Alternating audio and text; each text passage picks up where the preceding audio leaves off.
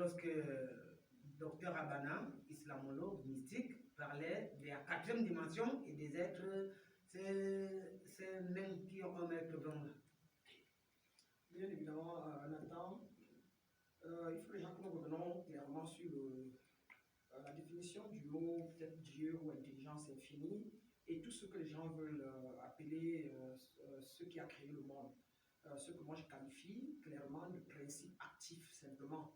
Et ici qui se veut connaître une loi. Ça veut dire que c'est un principe naturellement actif et comme j'appelle souvent une sphère énergétique qui est celle qui est là devant moi. C'est moi qui tape la main et ça bouge plus fort ou plus fort. C'est moi qui pousse sur ce principe. La quatrième dimension, est-ce que dans cette quatrième dimension, puisque vous avez la chance, vous avez la possibilité d'aller au bas astral, d'aller à la quatrième dimension et de monter, est-ce que à la quatrième dimension, on retrouve ces entités?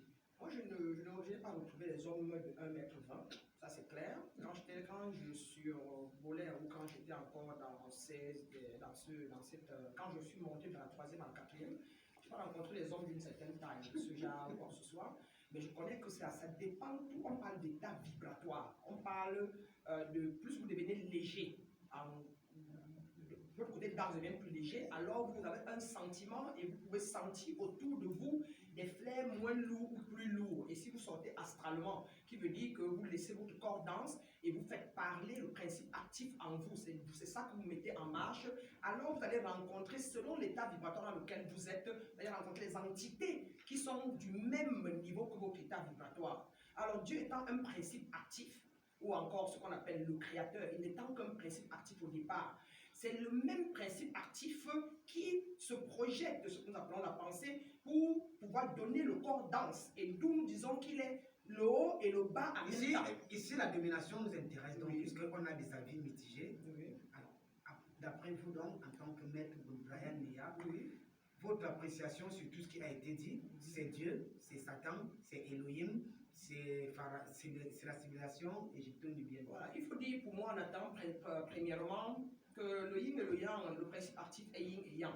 C'est un principe de par la loi d'un de nos grands savants, Hermès Trismegistus, qui a démontré et apporté à nous tous l'une des premières, des grandes lois et desquelles découlent 6 autres lois, à savoir la loi du mentalisme et la loi causale, donc de cause et effet. Ce que nous appelons principe actif, apporte des effets qui sont ceux que je suis, sur une transformation ou encore un prolongement de ce qui est à l'intérieur. Le monde a-t-il à sa tête un guide ou le monde est géré par l'anarchisme? Je ne saurais dire, il n'y a pas d'anarchisme en plus, Nathan, ou ce que vous appelez mal n'est qu'une perception de celui qui le voit comme tel selon ce qu'on lui a inculqué. Est-ce qu'il y a un guide? Maintenant, si on appelle guide, je parlerai du principe actif qui est partout. Il est là. C'est pas alors, Maître Brana, je convoque votre casquette de mystique.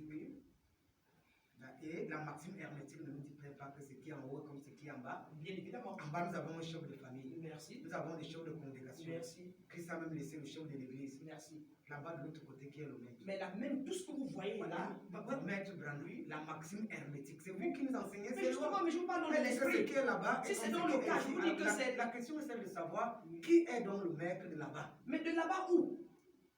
De qui est le maître du cosmos? Du cosmos, le cosmos c'est quoi? C'est moi. L'univers. Je suis l'univers. Je suis l'univers. Qui a créé, vraiment, les utilisateurs ne veulent pas comprendre si vous êtes l'univers. Ils veulent savoir que quand ils regardent, ils voient les étoiles, ils voient la pluie, ils voient la végétation, ils voient des animaux. Alors, ils voudraient savoir qui est le créateur de tout ça. Par rapport. Vous avez déjà créé un animal? Qu'est-ce que vous voulez dire? Moi, j'ai fait un enfant. J'ai fait amener au monde un enfant. J'ai pu créer 2 articles qui sont vendus partout dans le monde. D'accord, nous parlons. Alors, donc, si vous parlez physiquement maintenant du monde physique, si vous voulez qu'on reste dans le monde physique. La question, je vais la reformuler. D'après vous, qui est le monde, qui est le père du cosmos, à qui attribue la paternité du cosmos? Quand on sait que nous appartenons à la plus petite nébuleuse galactique appelée la Voie lactée, et il existe des myriades et des milliards. Quand on dit milliards, c'est plus de milliards, c'est beaucoup de milliards. Donc, des milliards et des milliards de galaxies. Qui a créé ces galaxies? Pour moi, nous émanons tous de la plus petite et la plus légère, qui a créé ces galaxies? Les galaxies. Oui. Et je dis que nous émanons tous de l'éther qui, au départ, elle était toute harmonieuse et a dû Une autre, c'est clair, pour donner plusieurs particules qui fait donc la diversité de ce que nous sommes et nous continuons la La transformation. Terre qui serait apparaît. telle, nous serons dans le projet de l'évolution. Bien évidemment. Bien évidemment, la transformation et Mon l'évolution. père, voilà, au cœur des mystères.